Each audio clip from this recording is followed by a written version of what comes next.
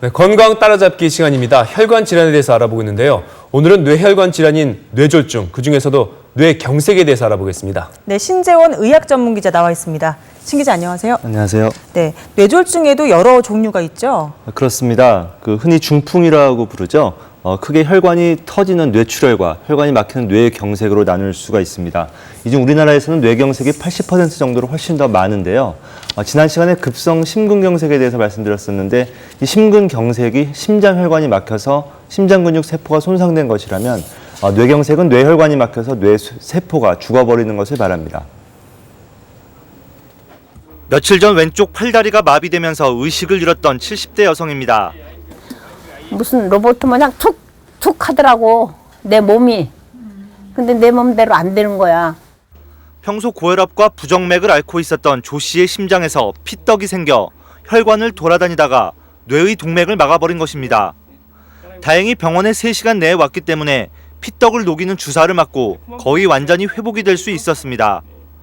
뇌졸중 환자는 지난 2003년 37만 명에 그쳤지만 재작년에는 60만 명이 생겨 5년간 매년 13%의 가파른 증가세를 보이고 있습니다. 노인 인구가 급증하고 뇌졸중의 위험 요인인 만성질환을 앓는 사람들이 늘어나기 때문으로 분석됩니다. 고혈압, 당뇨병, 고지혈증, 그리고 담배 피시는 분, 그리고 요즘 와서 나이 드신 분 많아지면서 심장이 불규칙하게 뛰는 심방해동이 문제가 되고 있습니다.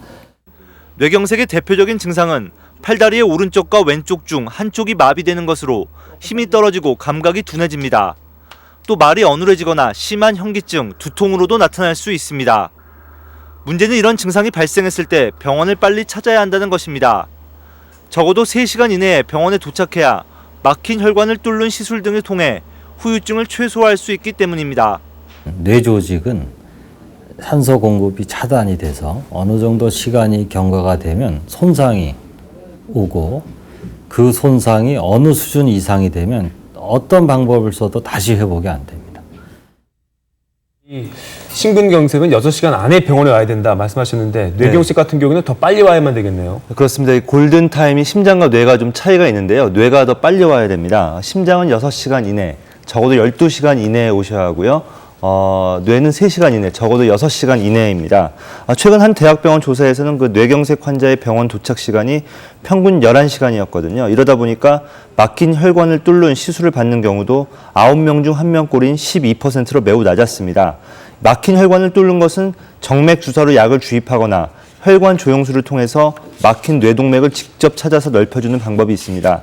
하지만 이런 방법은 출혈의 부작용이 있기 때문에 환자의 상태에 따라 병원에 일찍 오더라도 받지 못할 수도 있다는 것도 알아두셔야겠습니다. 네, 지난번 뉴스에서 미니 뇌졸중이라는 걸 설명해 주셨는데 뇌졸중이 약하게 발생하는 걸 말하는 건가요? 네, 그렇습니다. 그 미니 뇌졸중은 뇌출혈보다는 주로 뇌경색을 말하는 것입니다. 그 반신마비나 언어 장애, 그리고 심한 어지럼증 같은 그 뇌졸중 증상이 나타났다가 24시간 안에 사라지는 경우를 말합니다. 대개는 1시간 이내에 멀쩡해지고요. 그러다 보니까 환자분들이 괜찮은가 보다 하고 병원에 가실 시간을 놓치는 경우가 많습니다.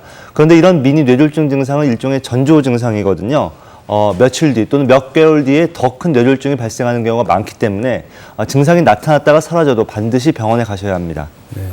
특히 최근에 건강검진이 이제 많이 늘어나면서 이 뇌 검진에 대해서 관심 있는 분들 많으신데 어떻게 받는 게 좋습니까? 네, 뇌검진은 크게 두 로 나눠볼 수가 있는데요. 뇌 MRI와 MRA라고 해서 뇌조직과 혈관을 찍는 것입니다. 또 한 가지는 그 목동맥, 여기 경동맥이죠. 여기 동맥경화가 얼마나 진행됐는지 초음파 검사를 통해서 알아보는 것입니다. 나이가 55세 미만이고 고혈압이나 당뇨, 고지혈증, 흡연 등 위험 요인이 전혀 없으신 분들은 솔직히 별로 받으실 필요가 없다고 봅니다. 하지만 55세 이상이거나 위험 요인이 있는 분들은 한 번 정도 이런 검사를 받으셔서 자신의 뇌혈관 건강 상태가 어느 정도인지 알아두시는 것이 좋습니다. 매년 하실 필요는 없고요. 별다른 이상이 없는 경우는 3년이나 4년마다 한 번 정도 해보시는 것을 권해드립니다.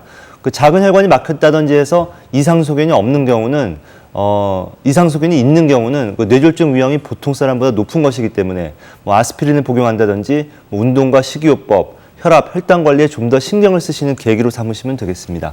네, 신재원 기자 잘 들었습니다.